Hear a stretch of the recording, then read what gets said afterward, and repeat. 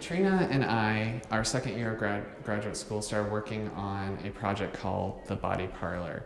And it was a piece that was about self-sacrifice and working within a community. And it started off as a live piece, and we worked with 5 male performers.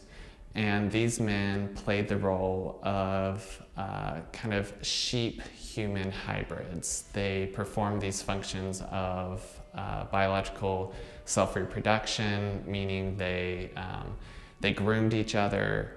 We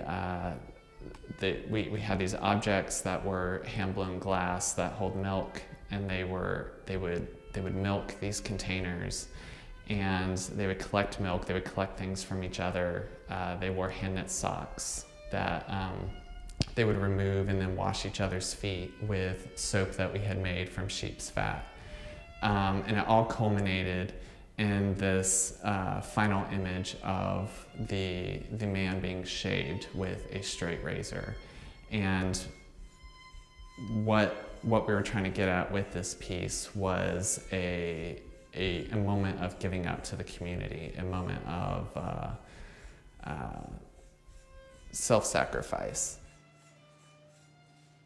We imagined it as a piece that would happen in which the audience could actually be close to these images in such a way that they could hear and almost touch what was going on, and feel the tension of bodies touching each other, which is something that you don't experience in a photograph or a video. So in live tactile viewing, you experience the body that in a way that another way cannot do.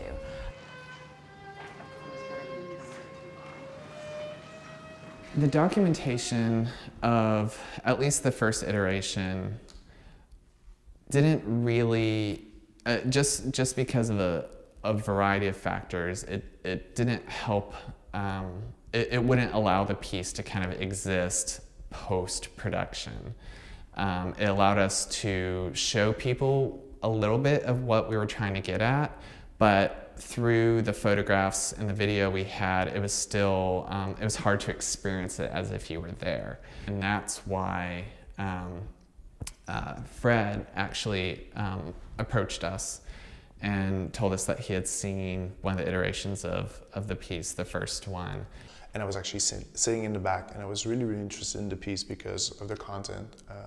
In my work, I'm really interested in this idea of community and the sort of internal conflicts, the sort of self-sacrifice, but also the care for the others. So I was really, really moved by the piece, but I wanted to see it differently. You know, I was at the back, and I was like, I want to see the hand gesture. I want to be able to really feel close up the material. So I really wanted to make this video. So then I approached them, and we agreed to sort of think about making another version of it that would be specifically for video. So it wouldn't necessarily be documentation. It's transforming it into taking the piece and adapting it for the screen.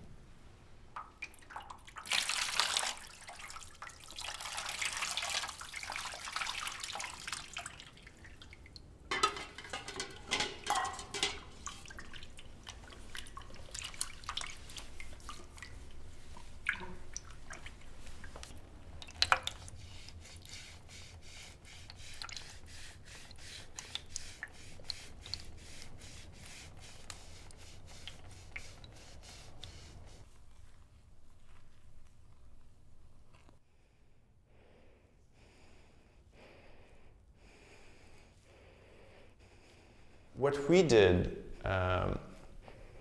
it's not documentation in the sense that it doesn't portray the whole piece. You know, like the piece was what, like half an hour?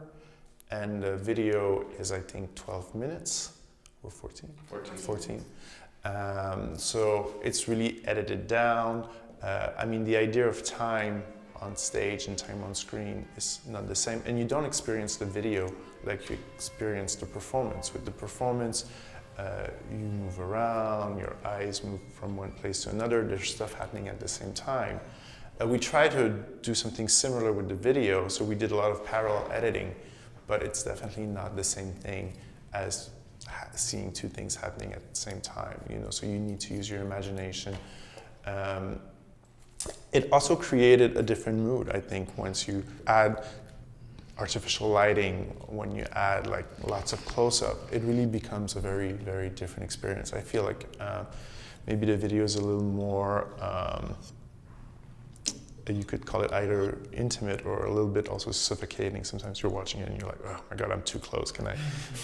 Which is the opposite as the experience I was having when I was watching it like in a theater. You know, I was like, oh, I'm so far. You know, I want to be really close. So it's interesting that they work very differently.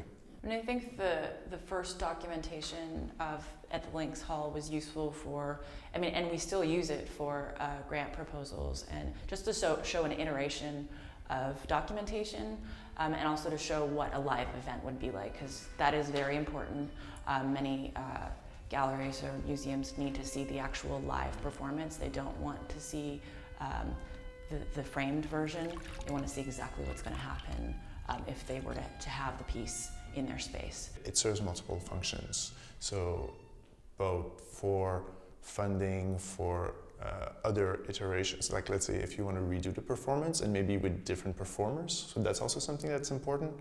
So let's say some of your performers can't redo it and you're restaging it, then you need that type of document so that people can actually see it and then learn the movements. And then for somebody else also, like when somebody from the exterior comes in and starts working, like let's say making a video or something, then you need to have that to sort of be able to plan the next phase of the work.